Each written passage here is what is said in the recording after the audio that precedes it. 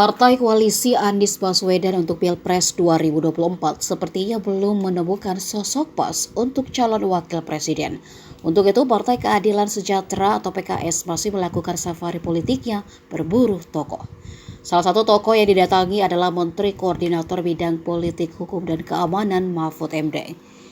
Dilansir dari Kompas.com, Mahfud mengaku ada pembicaraan dengan Presiden PKS Ahmad Saihu mengenai skema calon presiden dan calon wakil presiden untuk pemilihan umum 2024. Namun pembicaraan itu hanya sekilas saja. Ia hanya mengingatkan agar tetap mengutamakan cawapres dari partai koalisi, agar dukungan tetap solid supaya tiket yang sudah di tangan tidak hilang. PKS saat ini bersama Nasdem dan Demokrat diketahui mengusung Anies Baswedan sebagai calon presiden.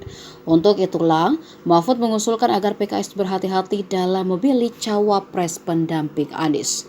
Mahfud juga mengaku ada permintaan menjadi cawapres Anies, tapi dirinya tak menjawab iya atau tidak. Ia hanya masih ingin fokus mengawal pemilu agar berjalan sesuai agendanya.